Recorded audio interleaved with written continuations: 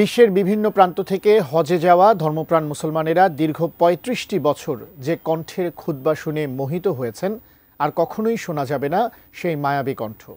বিশ্বখ্যাত আলেম সৌদি আরবের গ্র্যান্ড মুফতি ডক্টর আব্দুল আজিজ বিন আবদুল্লাহ আল শায়ক ইন্তেকাল করেছেন। তার মৃত্যুতে সৌদি আরব সহ মুসলিম বিশ্বে নেমে এসেছে শোকের ছায়া। শোক প্রকাশ করেছেন দেশের প্রখ্যাত আলেম শায়েখ আহমদুল্লাহ ও বাংলাদেশ জামায়াতে ইসলামীর আমির ডক্টর শফিকুর রহমান। এই নিয়ে বিস্তারিত জানাচ্ছেন জান্নাতুন নাহার জেরি।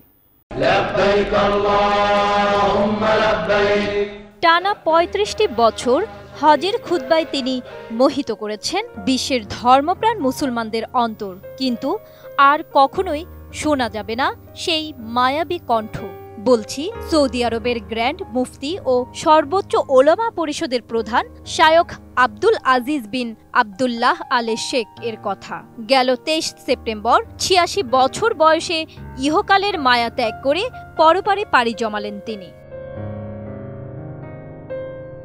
তার মৃত্যুতে শোক প্রকাশ করেছেন বিশ্বের বিভিন্ন প্রান্তের মুসলিম ব্যক্তিত্বরা। শোক প্রকাশ করেছেন দেশের খ্যাতনামা ইসলামিক বক্তা ও আলেম শায়খ আহমদুল্লাহ এবং বাংলাদেশ জামাতে ইসলামীর আমির doctor Shafiqur Rahman. Nova LED TV, ঝকঝকে ছবি, নিখুঁত শব্দ, ৫ বছরের ওয়ারেন্টি। নোভা মানি সঠিক মান, নিশ্চিত সেবা।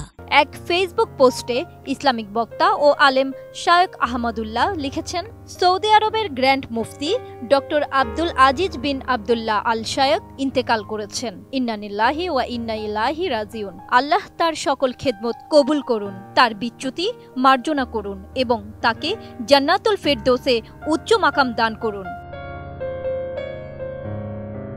অপরদিকে শোকবাণীতে বাংলাদেশ জামাতে ইসলামীর আমির ডক্টর শফিকুর রহমান বলেছেন, শায়েখ আব্দুল আজিজ ১৯৯৯ সালে সৌদি আরবের প্রধান মুফতি পদে নিযুক্ত হন এবং সর্বোচ্চ ওলামা পরিষদের প্রধান হিসেবেও দায়িত্ব পালন করেন। প্রধান মুফতির দায়িত্বের মধ্যে রয়েছে বিভিন্ন আইনি, সামাজিক ও ধর্মীয় বিষয়ে ফতোয়া প্রদান, যা সৌদি আরবের আদালত ব্যবস্থায় ব্যাপক প্রভাব ফেলে। ১৯৮১ সাল থেকে টানা ৩৫ বছর হজের খুতবা দিয়েছেন তিনি, যা ইসলামের ইতিহাসে মসজিদে নামিরার দীর্ঘকালীন খতিব হিসেবে রেকর্ড গড়েছে।